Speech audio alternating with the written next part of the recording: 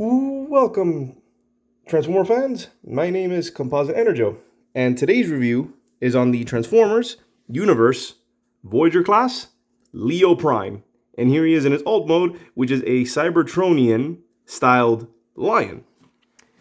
Now, before I go any further, this specific version, because the Universe Leo Prime came in two colors. There was the regular release, I guess the standard release, which was blue and red mainly, and some silver. I think silver decals, I believe.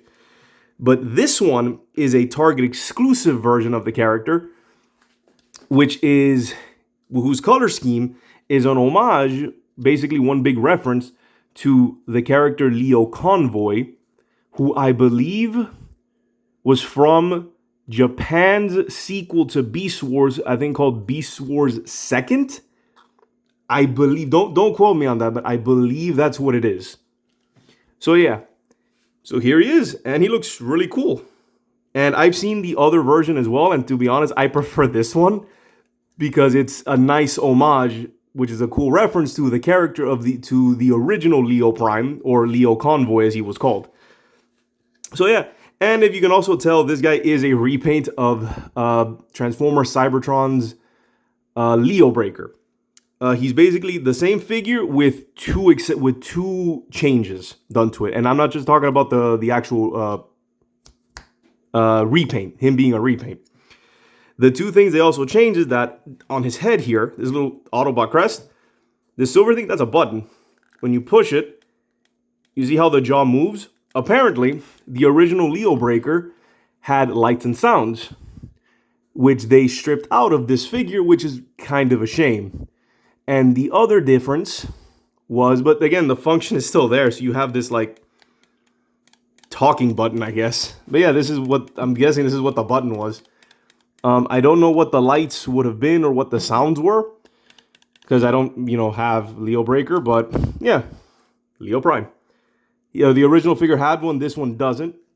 And the other big change was the robot head, which I'll show in a little bit, looks less like Leo Breaker and more like Optimus Prime. It's basically like a beast version of Optimus Prime's head, which is kind of weird to explain considering Optimus Primal is a thing, so you'll see when we get there. So yeah, here he is in his beast mode. I do have his cyber key right here, which I believe is just this blue jungle planet version. And I am missing his tail, his tail blade whip accessory. I am missing that, which is a shame, but it doesn't bother me all too much. So yeah, cyber key. His cyber key feature, as you can see, I'll just show it off now. Pretty much his cyber key is on each arm. There's a port there where you can just plug in the key, and it just busts out the claws, which looks really cool. And it's the same in his robot mode as well. It carries over. That's it. Very cool. And I do remember Leo Breaker doing this quite often in the show, but if I remember correctly, he never did it in his robot mode, which is a shame, but there it is. And since this is the beast mode, because I kind of got ahead of myself doing the cyber key, let's show off his articulation, which is, got some ratchets there. A second, I guess, elbow, and a swivel here, as well as an up and down on his claws, on his, paws. And then for his hind legs, you got there a little bit of in and out, a hinge here, and up and down at his hind foot and his hind feet. And that's pretty much it. And then obviously his mouth can like open and close when you press the button. And that's pretty much it. So yeah, it's really cool. Cool beast mode. I don't like this little plug here, but that's how it is. So let's get on to his transformation, which is pretty straightforward, honestly. So first thing, you go here, you pop these panels open,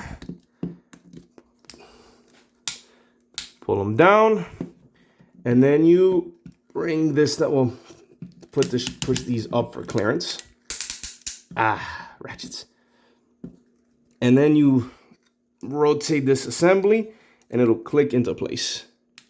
There you go. Straighten out the legs. the feet, bring down the heels. Bring down the heels, straighten the legs. And then the arms, you separate them a bit here. It's a weird design, but yeah, you're supposed to break them here, disconnect them here, in order for his arms to go down. Then you rotate them around, fold down the claws, fold out the thumb, which is pretty neat. Same on this side.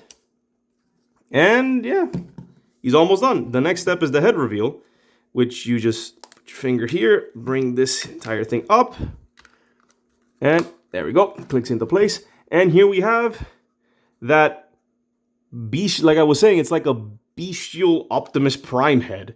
And this was the other big difference, besides the stripping of the lights and sounds, of the electronics. So yeah, and all in all, this is actually a pretty cool looking head. I'm digging it. It's like a more streamlined Optimus head, but with some bestial features. As you see, he has like spikes there. It's actually pretty cool. Not gonna lie, I wouldn't have minded if this was Optimus Primal's head. I think this looks really cool. So yeah, there he is. Pretty cool. I don't have his weapon, but his weapon just plugs into his hand. I've seen pictures of it. And yeah, let's get to articulation. Head, as you can see, is on a swivel. His carryover ponytail is on its own hinge. And I guess some of the articulation carried over. So yeah, this is also on a ratchet, full 360. There's this side hinge here, swivel here, a bit of movement in the hand, and the cyber key gimmick is the same. Legs go out that far, not too much.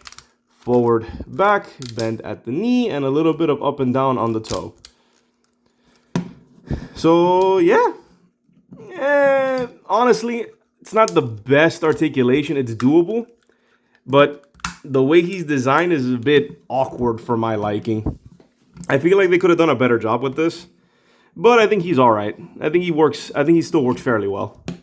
Still pretty cool. So yeah, pretty sure I mentioned it earlier, but he is basically, yeah, I mentioned it earlier, he's a repaint of a Leo Breaker. So yeah, nothing more to really say. I can show off his cyber key feature, which is just, same thing as before. Plug it in, and you get the claws, which is cool.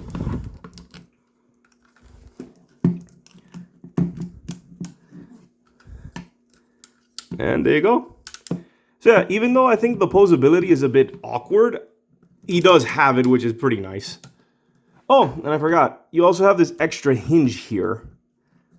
I guess so that you have posability with the claws, which is, again, really neat.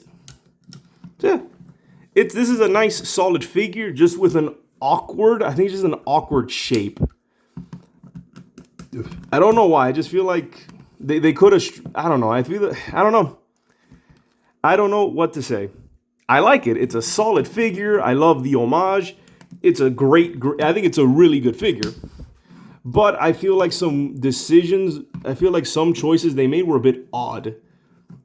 But still, I think this is a nice, solid figure. Let's get on with size comparisons. Here we have Ratchet and Cliff Jumper. Very nice. And yeah, overall, I think he's really cool.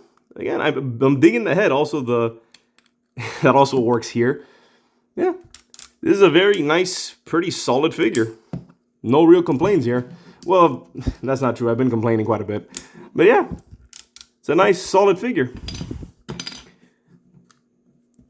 Yeah. Trying to find more stuff to really say. Yeah, that's pretty much it.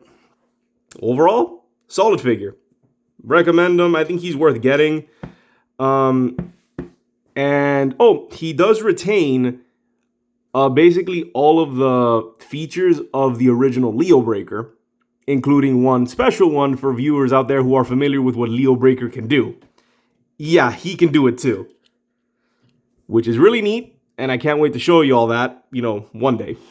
So yeah, this has been my review of the Transformers Universe Voyager class Leo Prime, the Target exclusive version.